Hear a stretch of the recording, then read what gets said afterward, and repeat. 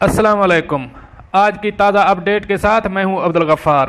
سب سے پہلے آپ سے ریکویسٹ کروں گا، اگر آپ ہمارے چینل پہ نئے ہو تو پلیز ہمارے چینل کو سبسکرائب کر دیں، ساتھ بیل آئیکن کو بھی پریس کر دیں تاکہ ہر نئی آنے والی ویڈیو کا نوٹیفیکیشن سب سے پہلے آپ کو مل سکے۔ اب چلتے ہیں آج کی تازہ ترین خبروں کی طرف۔ دبئی ایئرپورٹ پر سمارٹ گیٹ نصب کر دیے گئے۔ اب اس خبر کی تفصیل۔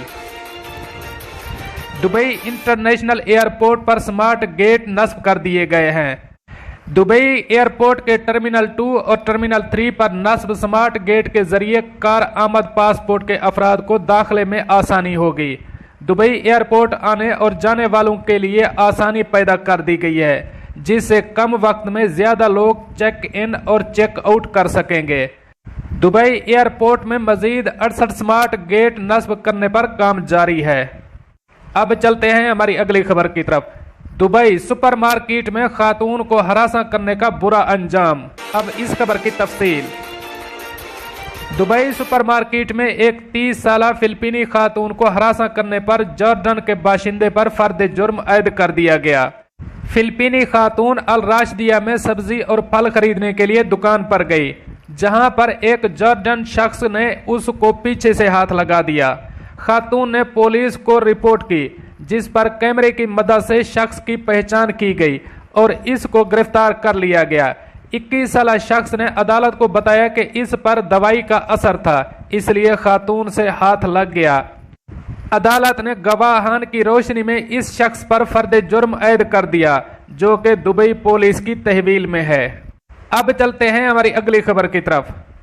سعودی خواتین کو آزادانہ اپنی مرضی سے اکیلے الگ گھر میں رہنے کی اجازت دے دی گئی۔ اب اس خبر کی تفصیل۔ سعودی عرب کی ایک عدالت نے خواتین کو بغیر اجازت کے آزادانہ طور پر زندگی گزارنے کی اجازت دی ہے۔ یہ فیصلہ اس وقت سامنے آیا جب ایک شخص نے اپنی اہلیہ کے خلاف مقدمہ دائر کیا، جس میں اس نے الزام لگایا کہ وہ اپنے کنبے کے گھر سے غیر حاضر ہے۔ امارات الیوم کے مطابق اس اہم فیصلے کے بعد سعودی عرب میں خواتین کو کسی سے اجازت حاصل کیے بغیر الگ رہائش رکھ سکتی ہیں۔ سعودی وکیل عبد الرحمان نے کہا کہ عدالت نے ایک تاریخی فیصلہ جاری کیا ہے، جس سے خواتین کو آزادانہ طور پر زندگی گزارنے کی اجازت مل گئی ہے۔